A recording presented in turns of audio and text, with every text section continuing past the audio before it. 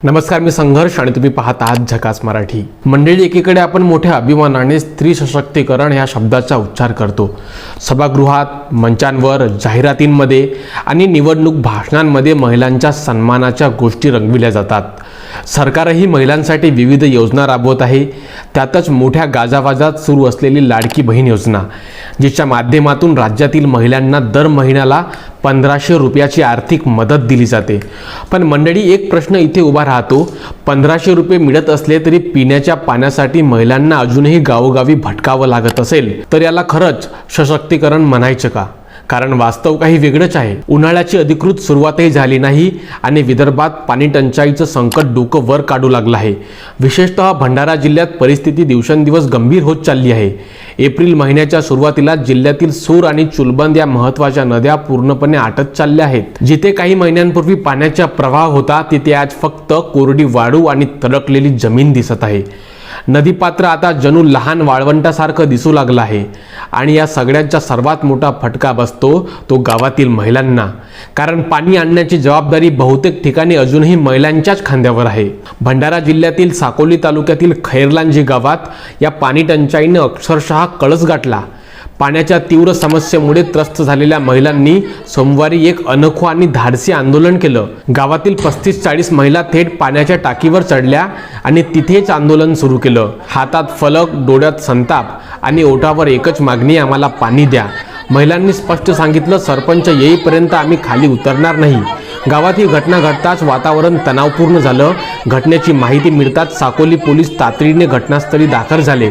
पोलिसांनी महिलांची समजूत काढण्याचा प्रयत्न केला आणि परिस्थिती नियंत्रणात आणली। या आंदोलनामागची कथा ऐकली तर कोणाच्याही अंगावर काटा येईल। गावात 2023-24 मध्ये जिल्हा परिषदेमार्फत प्राथमिक शाळेच्या परिसरात सुमारे 40 फूट उंच पाण्याची टाकी उभारण्यात आली। गावकऱ्यांना वाटलं आता तरी पाण्याचा प्रश्न सुटेल, पण 2 वर्ष उलटली आणि आजपर्यंत त्या टाकीत एक थेंबही पाणी साठलेलं नाही। कारण टाकी बांधली गेली, पण पाणी पुरवठ्याची कोणतीही व्यवस्था करण्यात आलीच नाही। म्हणजे गावाच्या डोळ्यासमोर उभी आहे एक मोठी टाकी, पण ती फक्त निरुपयोगी स्मारक बनून उभी आहे। ग्रामस्थांनी या पाण्याच्या टाकीच्या बांधकामावरही गंभीर आरोप केले। त्यांच्या म्हणण्यानुसार बांधकामात 20 mm सळई वापरण्याऐवजी 10 mm सळई वापरण्यात आली। टाकीची पायाभरणी ही कमी खोल करण्यात आली आणि सर्वात धक्कादायक बाब म्हणजे टाकीला आधीच भेगा पडू लागल्या आहेत। म्हणजे लाखो रुपये खर्च करून बांधलेली टाकी आज भ्रष्टाचाराचं जिवंत उदाहरण बनली आहे। महिलांच्या आंदोलनानंतर प्रशासनाला जाग आली। पोलीस घटनास्थळी पोहोचले। त्यानंतर गावच्या सरपंच पूजा देशमुख यांना तातडीने घटनास्थळी बोलवण्यात आले। गावात लवकरात लवकर पाण्याची व्यवस्था करण्यात येईल। तात्पुरत्या उपाययोजनेने म्हणून 5000 लिटरचा टँकर गावात उपलब्ध करून देण्याचा निर्णय घेण्यात आला। त्यानंतर पोलिसांच्या मदतीने महिलांना सुरक्षितपणे टाकीवरून खाली उतरवण्यात आले। या आंदोलनात सुमारे जवळपास 50 महिला सहभागी झाल्या।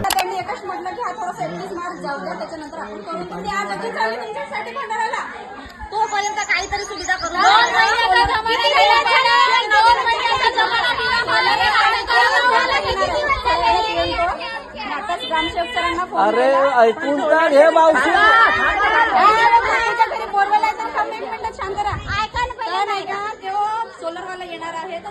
आता इथे सर्वात मोठा प्रश्न असा निर्माण होतो, भंडारा जिल्ह्यात वैनगंगा सारखी मोठी नदी आहे, गोसेखुर्द सारखं मोठं धरण आहे, वैनगंगा नळगंगा सारखा प्रकल्प आहे, मग तरीही गावोगावी पाणी टंचाई का? हा प्रश्न आता लोक विचारू लागले आहेत। केंद्र सरकारकडून जल जीवन मिशन अंतर्गत प्रत्येक घराला नळाद्वारे पाणी देण्याची घोषणा करण्यात आली। कोट्यावधी रुपये खर्च झाले, मोठ्या जाहिराती दिल्या गेल्या, पण गावातील महिला अजूनही डोक्यावर हंडा घेऊन मैलोनमैल चालत असतील तर या योजनांचा फायदा नेमका कुणाला झाला? हा प्रश्न आता अधिक तीव्र होत आहे। उन्हाळा सुरू झाला की विदर्भातील अनेक गावांमध्ये हीच कहाणी पुन्हा सुरू होते। पहाटेपासून महिलांची पाण्यासाठी धावपळ सुरू होते। कधी 2 किलोमीटर, कधी 3 किलोमीटर, तर काही ठिकाणी 5 किलोमीटर पर्यंत चालावं लागतं। काही ठिकाणी तर रस्ता देखील व्यवस्थित नाही।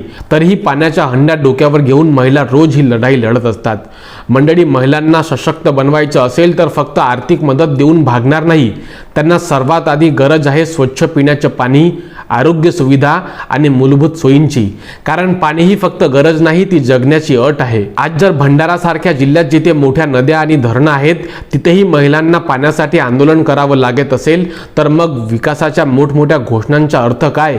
आणि सर्वात महत्त्वाचा प्रश्न, लाडकी बहीण योजनेचे 1500 रुपये देताना सरकारला या बहिणींच्या डोक्यावरच्या पाण्याचा हंडा दिसत नाही का?